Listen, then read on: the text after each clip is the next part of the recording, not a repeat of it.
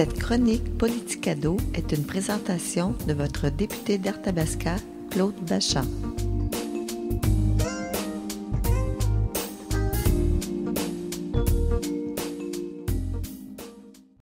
Bonjour et bienvenue à Politicado. Nous sommes toujours en compagnie de M. Claude Bachand, le député d'Arthabasca, à Victoriaville. Bonjour, M. Bachand. Bonjour, comment allez-vous? Ça va bien, vous? Oui, ça va super bien. Parlez-nous donc de l'Assemblée nationale.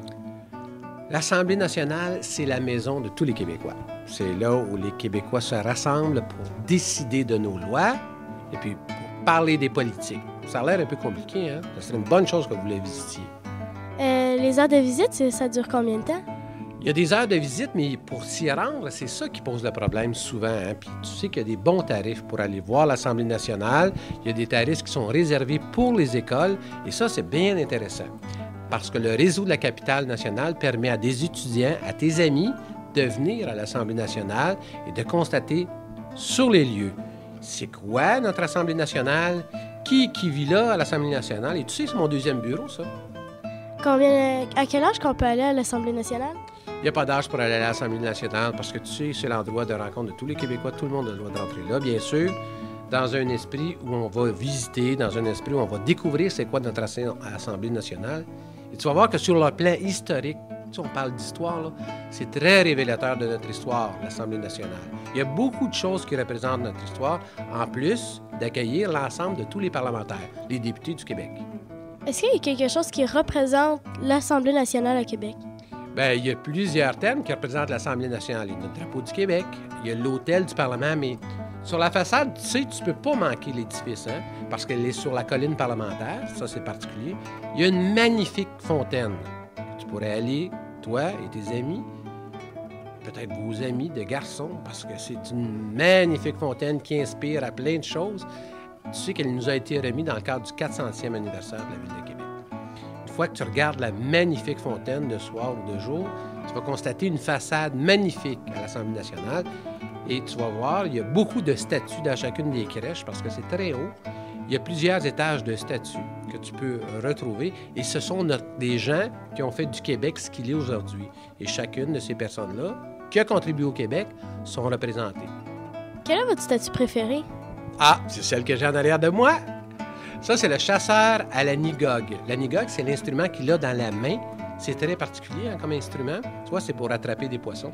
Et ça représente l'ensemble. En fait, ils sont juste en face de la porte des Amérindiens. C'est la porte centrale de l'Assemblée nationale. Et tu sais quoi? C'est un de nos sculpteurs. Et il a été coulé dans le bronze par des gens de chez nous. Donc, il y a deux sculpteurs principaux, y compris Suzanne Côté, mais il y a aussi Alfred La Liberté, Louis-Philippe Hébert, qui ont fait ces sculptures-là. Et tu sais d'où ils viennent, ces gens-là? Non. Sainte-Élisabeth de Warwick, Sainte-Sophie d'Halifax. Et la majorité des sculptures qui ont été faites là ont été faites par nos sculpteurs. C'est fantastique, parce que toi et tes copains, quand vous allez aller visiter l'Assemblée nationale, il y a un patrimoine de la région qui est représenté sur la façade de l'Assemblée nationale. Et tu sais, ces statues-là, elle est petite, celle-là. Mais l'autre, elle fait plusieurs mètres de haut. Et c'est impressionnant, elle est juste au bas de la fontaine. C'est magnifique de voir ça. Pourquoi c'est votre statue préférée? Parce qu'elle représente les peuples avec lesquels on s'est associé, en fait, pour faire du Québec ce que le Québec est devenu. Tu sais qu'on n'a jamais conquis ces populations-là. Elles nous ont aidés dans le commerce des fourrures pour se développer. C'était nos alliés. Ce sont des gens qui ont contribué à l'avènement de ce que le Québec est aujourd'hui.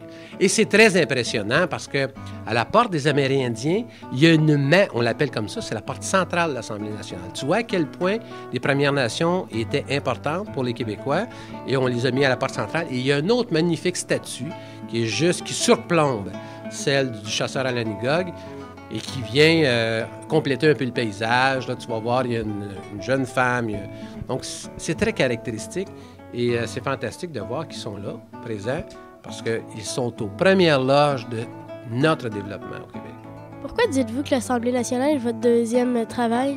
Parce qu'on a nos bureaux, là, c'est intéressant ce que tu poses comme question. Parce qu'effectivement, il y a le bureau dans lequel on est actuellement, mais il y a des bureaux où on va faire la législation. Ça, c'est à l'Assemblée nationale, à travers les tâches de député.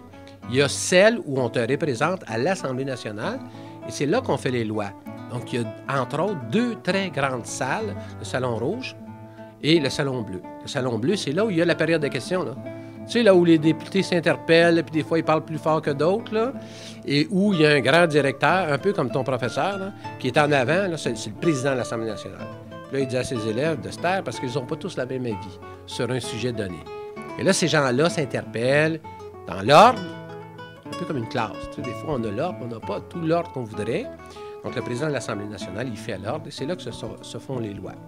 Et à quoi sert la salle rouge? Le Salon Rouge, c'est un salon législatif. À travers les tâches, il y a la période de questions, mais il y a la législation. Ça, c'est un peu compliqué. La législation, c'est faire les lois. Tu sais qu'on n'a pas le droit de passer sur un stop, on n'a pas le droit de traverser la rue quand il y a un automobile. Ces lois-là, ce sont les parlementaires du Québec qui font ces lois-là. Ils en parlent, et une fois qu'ils en ont parlé dans le Salon Rouge et dans d'autres salles, on va venir sceller ça, tout le monde ensemble, et on va adopter cette loi-là. Et là, tous les Québécois vont être assujettis. Assujettis, ça veut dire qu'on va devoir respecter ces lois-là. Et ce sont ces lois-là qui sont décidées au Salon Bleu. Mais moi, je t'invite à y venir. Parce que là, c'est un peu théorique, hein? Mais quand on y va, là, les guides sont fantastiques. Ils nous expliquent tout le patrimoine historique de notre Assemblée nationale, avant même de rentrer dans ces grandes salles-là. Et tu vas voir, l'architecture est fantastique. On ne peut pas rentrer à l'Assemblée nationale sans être émerveillé par les structures, les peintures. C'est très impressionnant. Mais qu'est-ce que vous faites, vous, dans la salle quand vous y allez? Bien, premièrement, je suis impressionné. Ça, c'est le premier sentiment qui t'habite, avant même d'y pénétrer puis d'y travailler. Bien, quand on travaille, c'est ça, on jase ensemble pour essayer de changer les lois pour que ces lois-là soient des lois qui sont le plus représentatives de ce que les gens veulent dans notre société. Parce que c'est pas évident, hein? Quand on fait une loi, bien, il y a une opposition qui n'est pas nécessairement de notre avis. Il y a des fois une deuxième opposition qui n'est pas simplement de notre avis. Puis en discutant ensemble, on essaie de trouver la meilleure voie. Mais il y a une chose certaine, c'est que tout le monde est bienvenu à l'Assemblée nationale. Et tu vas voir, rapidement, vous allez tous avoir ce sentiment-là quand votre école... Et moi, je souhaite que ton école vienne avec d'autres écoles pour venir visiter l'Assemblée nationale. D'ailleurs, au mois d'octobre, on reçoit une école, Albert Morissette, qui vient nous visiter. Et ce qui est important, c'est que quand moi, je le sais, je peux vous accueillir à l'Assemblée nationale.